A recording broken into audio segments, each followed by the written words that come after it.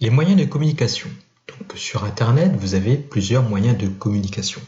Vous avez bien entendu le courrier électronique, vous avez les réseaux sociaux, vous avez la visioconférence, vous avez également la possibilité de chatter, c'est-à-dire faire du dialogue en direct. Vous avez également la possibilité de passer des coups de fil, d'envoyer des SMS, etc., etc.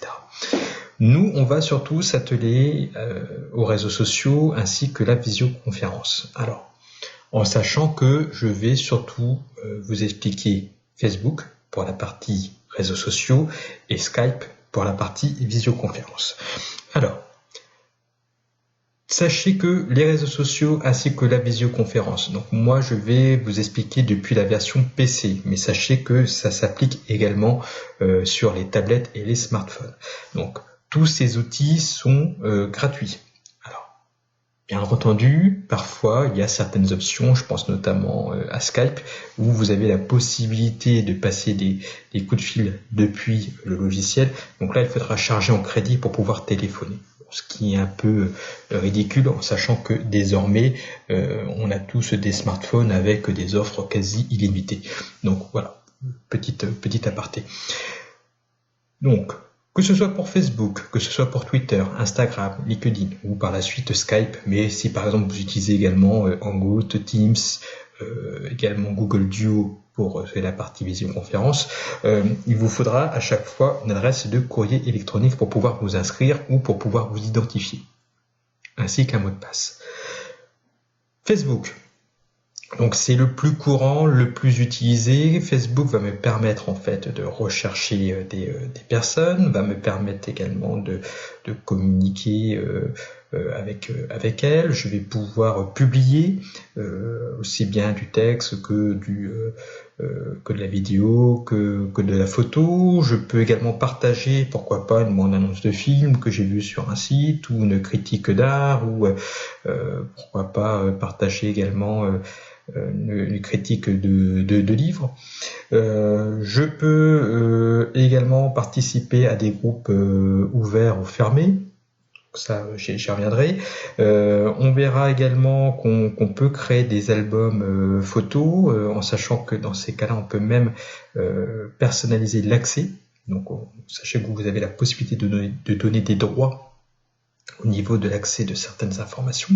Idem quand vous publiez, on verra que à la limite, il y a certaines personnes, si vous n'avez pas forcément envie qu'elles voient le contenu de la publication, vous pouvez très bien les bloquer.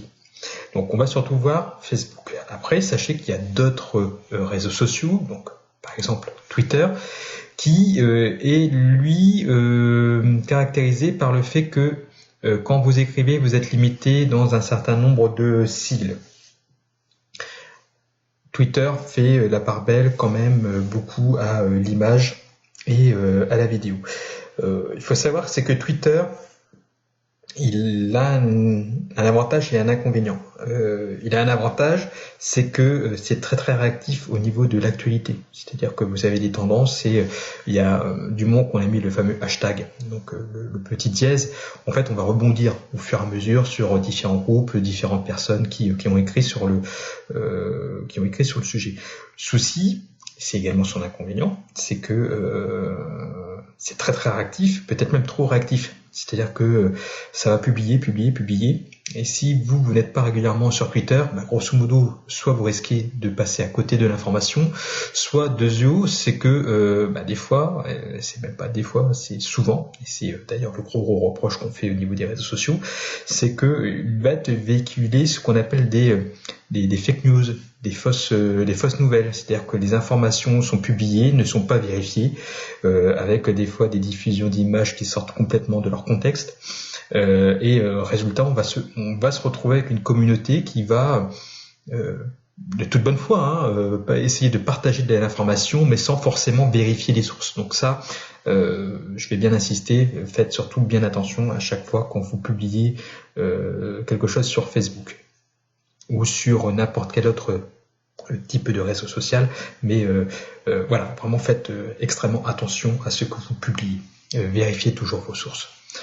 Instagram, donc ça c'est un autre réseau social, donc qui est lui surtout à base de photos. Donc alors ça peut être bien entendu une personnalité, mais ça peut être pourquoi pas un musée, ça peut être une boutique, ça peut être un chanteur, enfin plusieurs choses en fait qui vont publier énormément de photos, et donc ça peut être intéressant. Par exemple, ça peut être soit je dis n'importe quoi, ça peut être une enseigne type La Redoute qui décide de mettre sur Instagram ses dernières créations avec des mises en situation. Je pense par exemple à tout ce qui est vente de mobilier. Ben voilà, ils vont beaucoup utiliser Instagram comme moyen de communication, parce que je le répète, c'est surtout la part belle à la photo.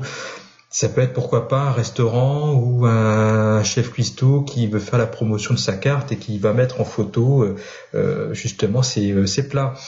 Ça peut être un créateur type peintre, comme dessinateur BD et autres qui veulent mettre en avant leur travail, et donc ils vont énormément utiliser Instagram. Donc Instagram, c'est vraiment la part belle à l'image, à la photo. LinkedIn, donc là, bon, je vous le montre parce que souvent on me pose la question, c'est quoi LinkedIn?